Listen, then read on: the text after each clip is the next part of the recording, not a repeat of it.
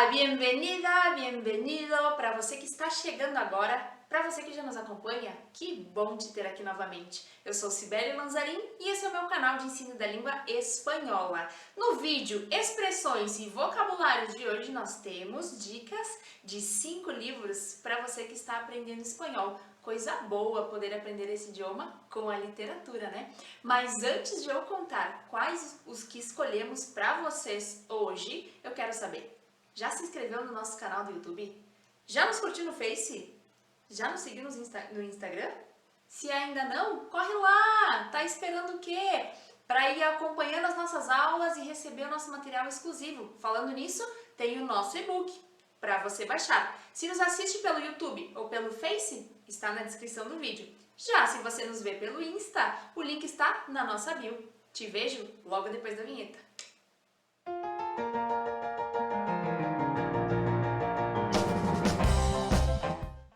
Espanhol e literatura, que linda combinação, não é mesmo? Nós já tivemos aqui no canal também cinema e espanhol, dica de 5 filmes para você que está estudando o idioma. Se você ainda não viu, tá nessa mesma playlist, ok? O primeiro livro de hoje, livro número 1, La sombra del viento, de Carlos Ruiz Zafón. É um escritor espanhol e eu trouxe esse livro para vocês porque foi o primeiro que eu li em espanhol. Queria dividir com vocês. Esse livro, ele é o primeiro de uma saga de 4 livros. O nome dessa saga se chama El Cementerio de los Libros Olvidados, o cemitério dos livros esquecidos. E é uma saga que, apesar dos livros serem conectados, terem personagens em comum, eles podem ser lidos separadamente, não depende de um para entender a história do outro.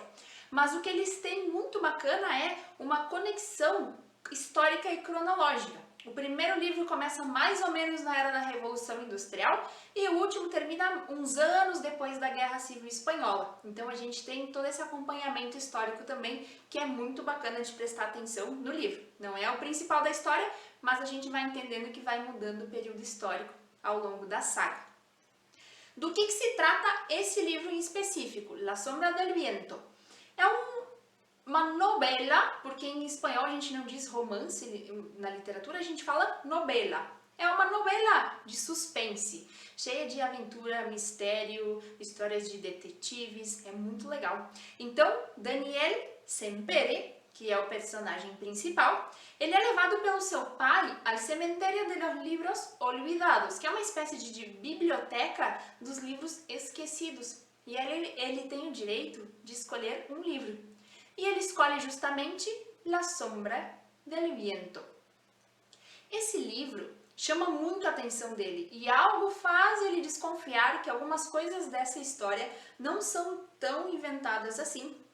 E ele quer ir atrás do autor e conhecer a história dele e por que ele escreveu esse livro, que é o Julio Carax. Junto com seu amigo Firmin, que é um personagem com humor ótimo, super sarcástico do livro, eles vão atrás desse escritor. Acontece que eles descobrem que todos os seus livros foram queimados. Eles ainda não sabem exatamente por quem. Mas esse autor, ele não quer ser encontrado. E o que acontece quando alguém procura quem não quer ser encontrado? Pode ser algo muito perigoso. Então, confira esse livro que você vai gostar muito dessa história. Teorias que fala de grupos e coisas da cidade, símbolos, tipo, de prestar atenção para encontrar esse escritor. Eles começam a buscar, tipo, as entrelinhas do livro para ver se eles têm pistas do escritor. Caramba. É muito foda. O segundo livro da nossa lista de hoje é La Casa de los Espíritus, A Casa dos Espíritos, da escritora chilena Isabel Allende. Esse é o primeiro romance, a primeira novela e uma das mais famosas da escritora. Ela é do gênero realismo mágico.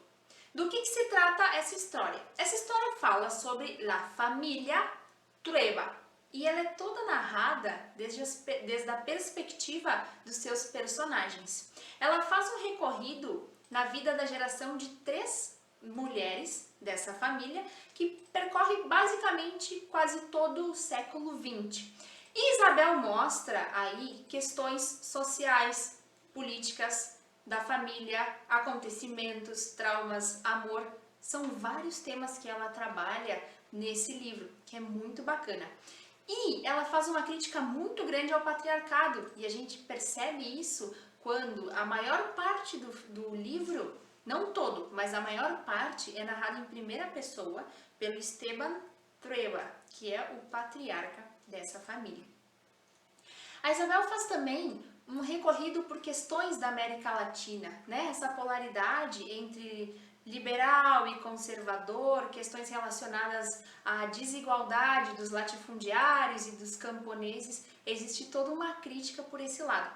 Mas também falando de América Latina, ela fala toda essa questão dos rituais populares, a espiritualidade, tem personagens que encaram essas questões que são muito fortes na América Latina, dos ancestrais também. É um livro muito bacana. E apesar do nome do país, na verdade não ser nomeado, não existe um nome para o país em que ela está falando, é extremamente parecido com o Chile. Inclusive o golpe militar, que o livro culmina no golpe militar, é exatamente no mesmo ano. Então algumas desconfianças a gente pode ter por aí, né? Duas curiosidades importantes em relação a esse livro. A primeira, existe o livro da Isabel, é um livro posterior que se chama Paula, que ela conta toda a história da filha dela que faleceu. É um livro todo baseado em história real e quando você lê Paula, você descobre em quais pessoas da vida dela ela se inspirou para fazer os personagens de La Casa de los Espíritus. É muito legal quando você vai percebendo características dos personagens de um livro que é real no outro livro que é fictício. E outra curiosidade muito bacana também, já em relação ao livro Paula, mas eu vou passar aqui para vocês, a cantora colombiana Marta Gómez fez uma música que se chama Paula e que fala sobre a filha da Isabel Allende, que é lindíssima a letra. Então aí a gente ficou com uma dica plus. Vamos para o próximo livro então? Terceiro livro de hoje, El Caçador de Histórias, o Caçador de Histórias, do jornalista e escritor Eduardo Galeano. Galeano que é uruguaio. Esse foi o último livro que ele escreveu um ano antes da sua morte e teve publicação póstuma. No aniversário da sua morte de um ano foi publicado, a família liberou para publicação. Esse livro, ele lembra muito o livro dos Abraços, que inclusive nós trabalhamos um conto dele na playlist Trechos, um conto lindíssimo. Ele tem esse mesmo formato, são pequenos contos, pequenos relatos, como o próprio nome diz, o caçador de histórias, né? Tem todo esse tempero do Galeano, que é esse misto de amor, ternura e ao mesmo tempo mostrar uma realidade social que é bastante cruel. E Galeano faz questão de mostrar isso, mas da sua forma tão genial, como sempre, né? Qual que é o plus desse livro? O que faz esse livro também tão especial? Porque é a primeira vez que Eduardo fala um pouco sobre ele. É uma espécie, alguns contos, eles são uma espécie de autobiografia, ainda que muito sutil. Fala um pouco sobre a sua infância, adolescência, pessoas que foram muito importantes na vida dele. E eu trago para compartilhar com vocês a citação que encerra o livro, que é lindíssima. Deixa eu pegar minha colinha aqui. Diz assim: Que em belleza camine, que haya belleza delante de mí y belleza detrás y debajo y encima, y que a todo a mi alrededor sea belleza. A lo largo de un camino de belleza, que en belleza acabe. Então esse foi o livro do Galeano. Quarto livro da nossa lista de hoje, Cuerpos Frágiles, Mujeres Prodigiosas, que a tradução do português desse livro é Corpos Frágeis, Mulheres Poderosas. Esse livro é da argentina Maria Martocchia e da chilena Javiera Gutiérrez. O que fala esse livro? E por que eu trouxe ele? Porque eu achei incrível a perspectiva pela qual elas escolheram trabalhar essas incríveis e talentosas artistas através do corpo. Que corpo? O corpo que já não acompanhava mais tanta expressão da alma, tanta amplitude da alma. Então elas falam sobre 9 mulheres no livro, elas escolhem 9 artistas, as quais tiveram questões em que o corpo já não ajudaram elas a seguirem a carreira, por diferentes motivos, cada um com seu mundo, e como também isso foi influenciando o psicológico dessas mulheres. Elas dizem que a paixão delas era tão intricada que elas utilizaram o corpo até o padecimento. Entre essas mulheres estão Frida Kahlo, Virginia Woolf, Billie Holiday, Jacqueline Dupré e muitas outras artistas. É uma mirada desde essa perspectiva, o corpo que ele é protagonista e antagonista dessas grandes mulheres. Então é um livro especial, ele é muito bom de ler, ele tem um breve resumo através dessa perspectiva da vida delas. É uma obra excelente, eu gostei muito e trouxe para compartilhar com vocês. Quinta dica de livro do nosso vídeo de hoje, não podia faltar o nosso querido, amoroso Gabriel García Márquez, escritor e jornalista colombiano.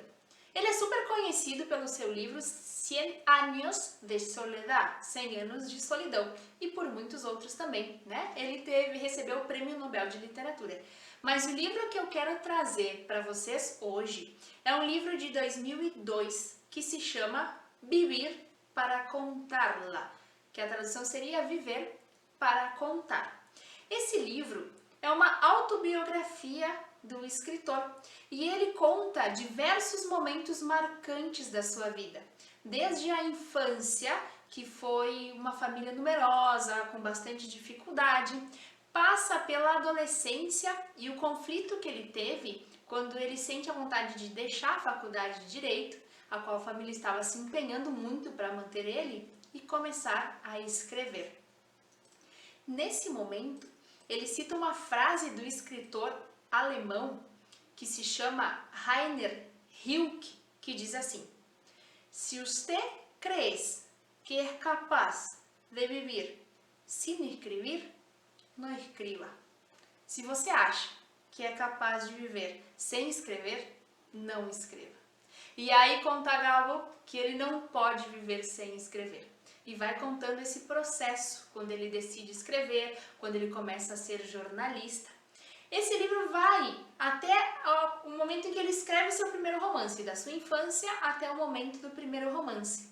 E ali a gente percebe muitos das pessoas que fizeram parte da sua vida, como ele se inspirou nessas pessoas para escrever personagens de diferentes livros.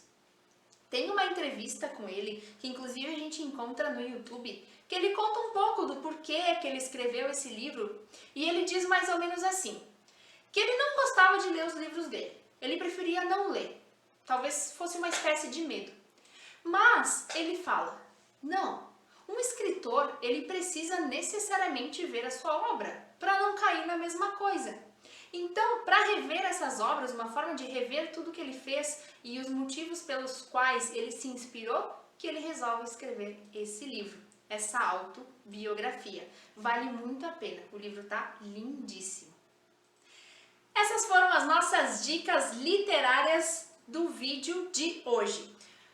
Uma dica que eu quero dar para vocês, que vão começar a estudar espanhol através dos livros. Tá? Como eu aprendi e eu acho que é uma maneira muito interessante. Eu comecei a ler os livros, escolhi um que eu gostava, vocês viram que eu trouxe diferentes gêneros para vários gostos. E isso é muito importante, que você escolha o gênero que você se identifique. A leitura ela precisa ser prazerosa, tá? Então, começa a ler o livro e sempre tenha à mão um dicionário, tá? Começa a ler e, se possível, anota. Se o livro for seu e puder anotar no livro para voltar ali, ou numa folhinha à parte, as palavras que você não sabe, tá? E vai chegar um momento no livro que normalmente os escritores eles têm uma linguagem em comum na mesma obra. Vai chegar um momento em que o vocabulário ele vai estar super familiarizado. Você já não vai mais precisar desse dicionário. Talvez as primeiras páginas elas sejam um pouco cansativas, demoradas, mas é parte do processo. Então essa é uma dica super importante que foi a forma como também eu comecei a aprender o espanhol. Estou aqui dividindo com vocês. Então é isso. Gostou do vídeo? Deixe seu like. Se você ainda não se inscreveu, não curtiu, não seguiu, faça para continuar acompanhando as nossas aulas. Nos vemos na segunda-feira com conteúdos. Hasta luego!